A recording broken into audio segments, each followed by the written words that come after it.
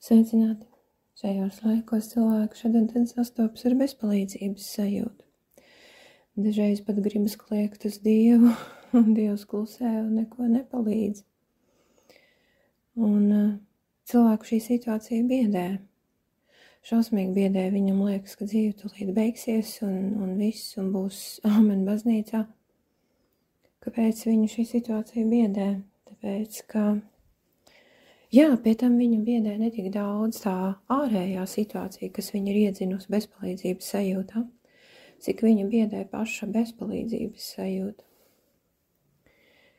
Ja jūs zinātu, ko darīt ar šo sajūtu un varētu justies labāk, tad droši vien jums būtu vairāk spēka, intereses, vēlmes un patikšanas kaut ko darīt un arī varētu izdarīt ar šo ārējo situāciju. Tas, kas cilvēkam traucē un liedz ietekmēt kaut kādus apstākļus, kas viņā ir izraisījuši bezpalīdzības sajūtu, ir bailes, noraidījums pret paša šo izjūtu, tā ir šausmīgi griebīga izjūta, bezpalīdzības izjūta. Un vienīgais veids, kā no viņas laikam var tikt vaļā, vienīgais veids, vismaz tik daudz, cik es redzu, ir šo sajūtu pieņemt un saprast, ka labi šī sajūta pie manis ir atnākusi vai pie tevis. Un šī sajūta ir atnākusi pie tevis vai pie manis vai pie kāda cita, tā labi, lai pateiktu, ka tu esi sasniedzis savu zināšanu, savas saprašanas un savas mācēšanas robežu.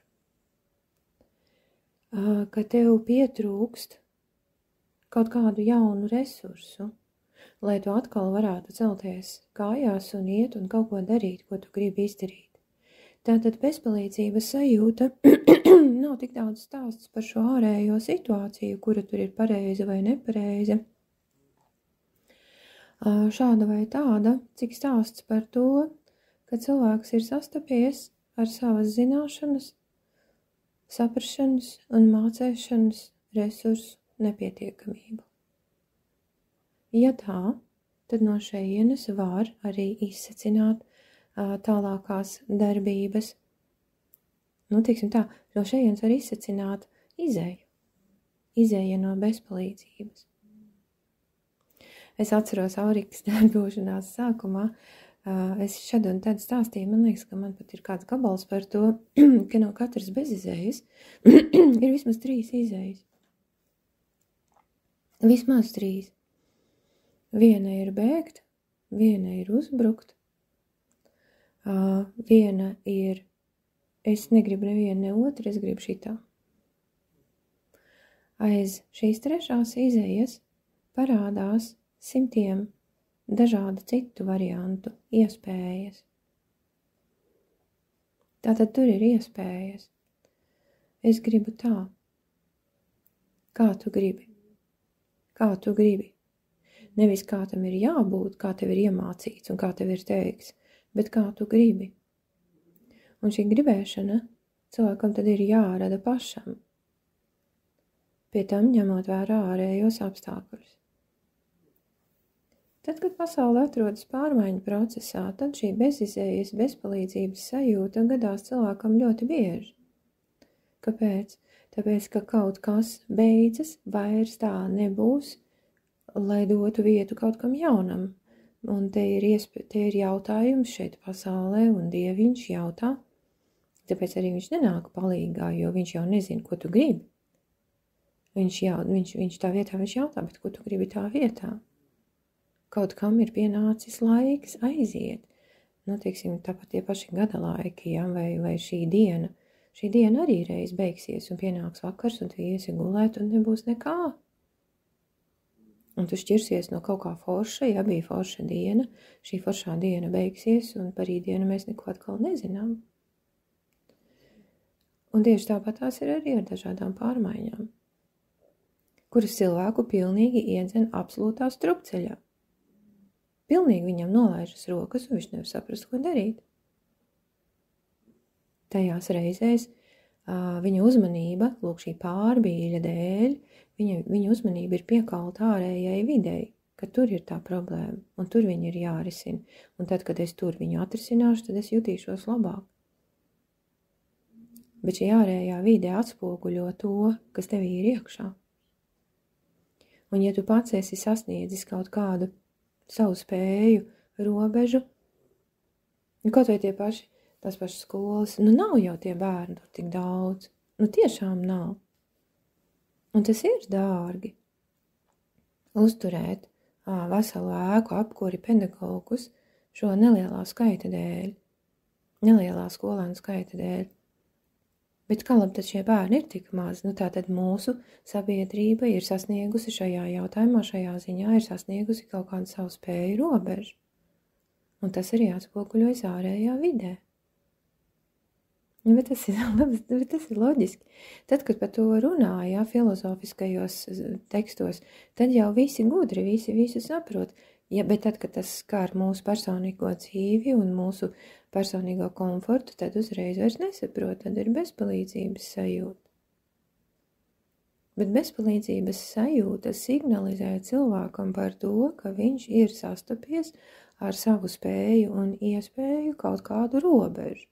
Un ja tā, tad viņam ir jāskatās, jāsaprot, ko viņš vairs nezina, ko viņš vairs nesaprot, ko viņš vairs nevar izdarīt, un tad loģiski jāmeklē, ko viņš grib. Un viss.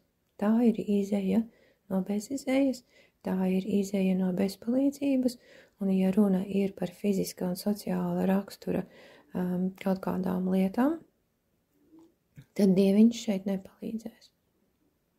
Viņš nemaz nedrīkst te palīdzēt, nekādi eņģeļi, nekādi citplanētieši, nekas mums šajā jautājumā nepalīdzēs, jo šī fiziskā un sociālā pasaule ir mūsu pasaule, tikai un vienīgi mūsu. Mēs šeit esam noteicēji, tik tālu, cik tālu mēs kaut ko saprotam, gribam, veidojam un apzināmies. Līdz ar to no šīs bezizējas, no bezpalīdzības sajūtas, izēja, mēs atrodam vai nu visi kopā, plecu pie pleca mācoties, ārdot, raudot, rājoties, cīnoties un tad mācoties, kad mēs saprotam, ka nevienam mūsu problēmas neinteresē, tad izrādās, ka mēs varam arī paši. Bet varbūt tās, ka nevajag sasniegt to līmeni, ka viss jau ir izārdīts, varbūt tās, ka mēs varam paši saorganizēt, sabīdīt kaut ko tādu, kas mums labāk patīk, vēl pirms tam, ka kaut kas ir izārdīts. Tikko parādās pirmās pazīmes par bezpalīdzības sajūtu, tā tūlīt reaģēt uz šo signālu sistēmu, uz šo signālu, tas ir nekas vairāk kā signāls, tāpatās kā spoža gaisma acīs, un mēs zinām, ka acis tad jāver ciet, automātiski acis verās ciet. Tieši tāpat ir arī ar emocijām, ar izjūtām. Tikko parādās pirmās bezpalīdzības sajūtas, tad tas ir laiks pasēdēt un padomāt, kas notiek, kādas pārmaiņas notiek, manas izjūtas, par ko signalizē. Un ko es gribu vietā? Es varu šo situāciju izmainīt, vai es nevaru? Varbūt tās es ticu, ka es varu, un tad vajag pamēģināt, lai redzētu, vai patiešām var, vai patiešām nevar.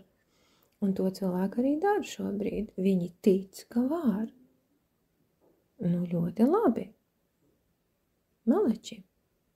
Kaut kam jau ir jātic. Līdz vienam brīdim, kad tas, kam tu tici, vairāk kārtīgi izdara tādas darbības, ka tev viņš pierāda to, ka viņam ticēt nevajag. Arī labi. Tad, kad cilvēks zaudē ticību, tad viņā parādās tas, uz ko es jūs musinu saulēcīgi, jo mēs tiešām atrodamies pārmaiņu laikā. Lielu, fundamentālu pārmaiņu laikā. Varbūt tās, ka nevajag tērēt laiku un spēku, lai vēlreiz pārliecinātos par to, ka tas, kam tu tici, nav tavas ticības un uzticības vērts. Varbūt tās, ka var saulaicīgi atpazīt situāciju un domāt par to, kā es gribu citādāk. Jo īpaši tad, ja mēs atceramies, ka izglītības pakalpojumu pasūtītāji ir paši vecāki. Valsts nodrošina pakalpojumu. Vecāki ir tā šī pakalpojuma pasūtītāji, viņiem milzīga vara. Ja viņi mācētu savu varu izmantot, tad būtu vispār superīgi. Nu jā, tāds mans stāstīns šatā.